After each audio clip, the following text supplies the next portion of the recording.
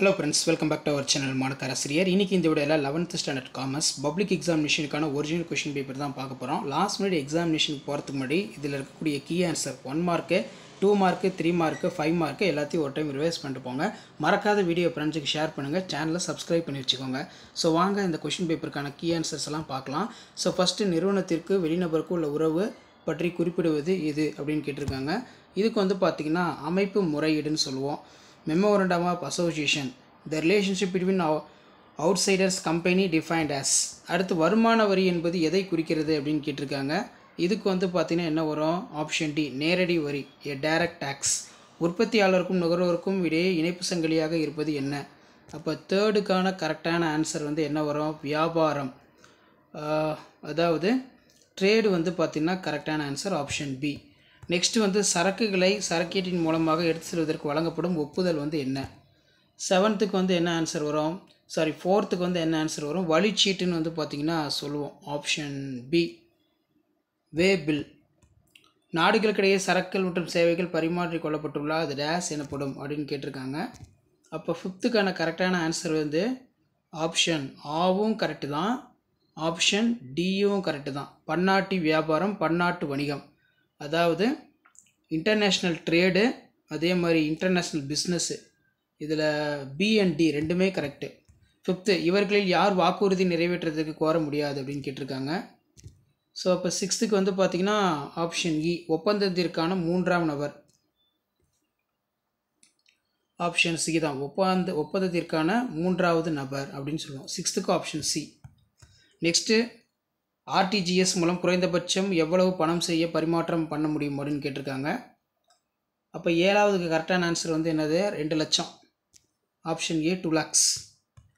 8th வழங்கல் வழியில் உள்ள முதல் இடைநிலையார் யார் அப்படின்னு கேட்டிருக்காங்க. அப்போ முதல் இடைநிலையார் யார் வந்து மொத்த வியாபாரி, ஹோல்சேலர் தான் வந்து கரெக்டான ஆன்சர். கூட்டாண்மை டேஸ் உண்டாக்கப்படுகிறதுன்னு கேட்டிருக்காங்க. அப்போ இந்த 1 மார்க்கான கரெக்டான ஆன்சர் 9th. கூட்டாண்மைங்கிறது வந்து என்ன? 9th வந்து பார்த்தீங்கன்னா ஆப்ஷன் பி ஒப்பந்தத்தால், அக்ரிமெண்ட். பொருளாதாரம் ஒன்றை தேர்ந்தெடு, அதாவது பொருந்தாத ஒன்றை தேர்ந்தெடுக்க அப்படின்னு கேட்டிருக்காங்க. அப்போ 10th கரெக்டான ஆன்சர் ஆப்ஷன் இ நடைபாதை வியாபாரிகள், ஸ்ட்ரீட் ட்ரேடர்ஸ். 11 பார்க்கலாம். உள்ளூர் பகுதி வங்கிகள் ஊக்குவித்து வருவது, the local area banks of promoting. எதை வந்து ப்ரொமோட் பண்ணுவாங்கன்னு கேட்டிருக்காங்க. கிராம சேமிப்பு, ரூரல் சேவிங். அரசு நிறுவனத்தின் பங்கு முதலீடு எப்படி வந்து இருக்கணும், எவ்வளோ வந்து இருக்கணும்னு கேட்டிருக்காங்க. ஆப்ஷன் இ 51%, ஆப்ஷன் சி 51%. பண்டக காப்பம் மையமாக பொருட்களை வைத்திருப்பது. இப்போ 13க்கு கரெக்டான ஆன்சர் ஆப்ஷன் ஏ வளங்கள், டிஸ்ட்ரிபியூஷன். நெக்ஸ்ட் வந்து 14 டேஸ் என்பது நிறுவனங்கள் அயல்நாட்டு செலவினங்களை பெறுவதற்காக வெளியிடப்படும் ஒரு சிறப்பு பாத்திரமாகும் அப்படிங்கிற மாதிரி கேட்டிருக்காங்க. பத்திரமாகும் அப்படின்னு மாதிரி கேட்டிருக்காங்க.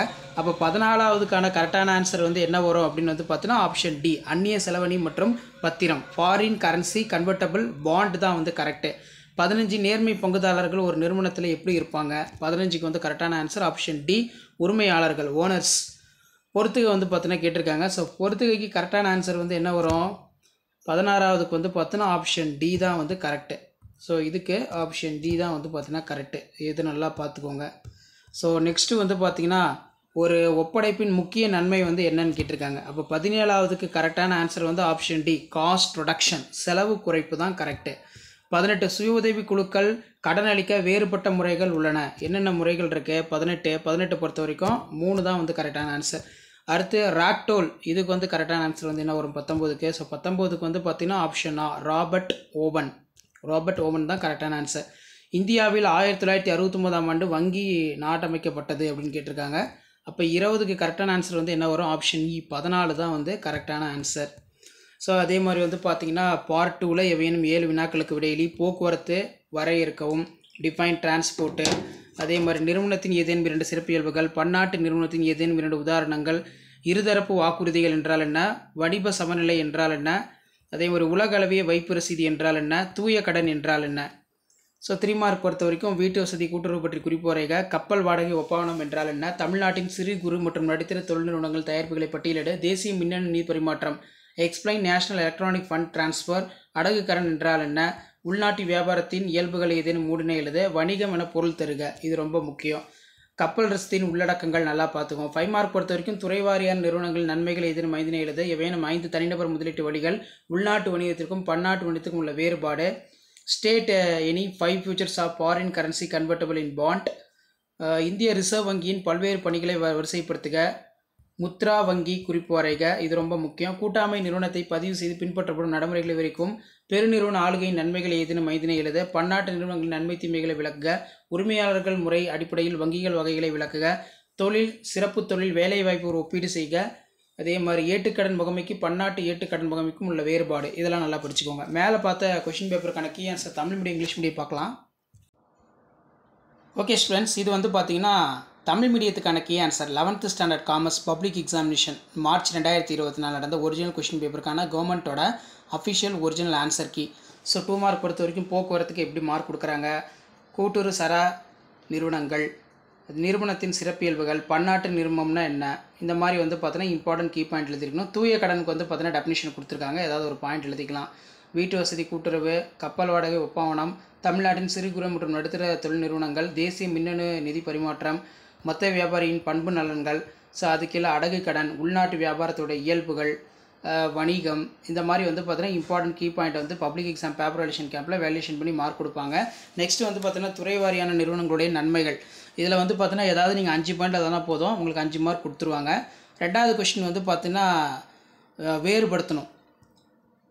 ஸோ அதுலேயே அந்நிய செலவணி நீங்கள் எழுதிக்கலாம், ஒரு 5 பாயிண்ட் அதெல்லாம் போதும்.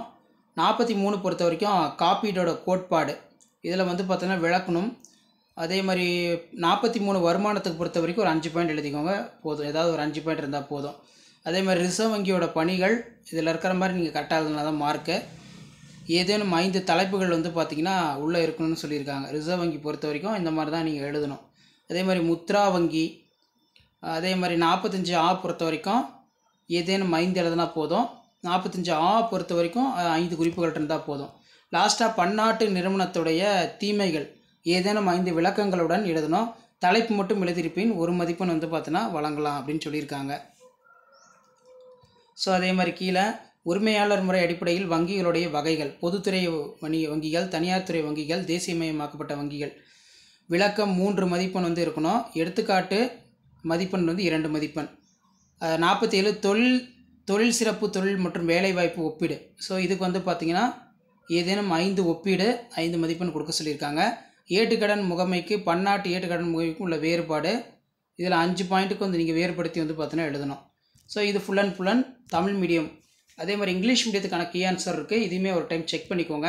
ஸோ கண்டிப்பாக இந்த கீ ஆன்சர்லாம் யூஸ்ஃபுல்லாக இருந்தால் ஃப்ரெண்டுக்கு ஷேர் பண்ணுங்கள். இதான் 11th ஸ்டாண்டர்ட் காமர்ஸ் பப்ளிக் எக்ஸாமினேஷனுக்கான கவர்மெண்ட்டோட official original question paper key answer. எக்ஸாமுக்கு போகிறதுக்கு முன்னாடி இதெல்லாம் ஒரு டைம் ரிவைஸ் பண்ணிட்டு போங்க. 1 மார்க் ஆன்சர் கீ எல்லாமே வந்து ஆல்ரெடி வந்து பார்த்தீங்கன்னா உங்களுக்கு அப்டேட் பண்ணியிருக்கேன், எல்லாம் பார்த்துட்டு போங்க. ஸோ கண்டிப்பாக வீடியோ யூஸ் பண்ணுறதா ஃப்ரெண்டுக்கு ஷேர் பண்ணுங்கள். மாணக்கராசி யூடியூப் சேனல் சப்ஸ்கிரைப் பண்ணுங்கள். இந்த மாதிரி தான் பப்ளிக் எக்ஸாம் பேப்பர் வேல்யூஷன் கேம்பில் வேல்யூஷன் ப்ராசஸ் இருக்கும். இப்படி தான் வந்து பார்த்தீங்கன்னா வேல்யூஷன் எல்லாமே வந்து பண்ணுவாங்க.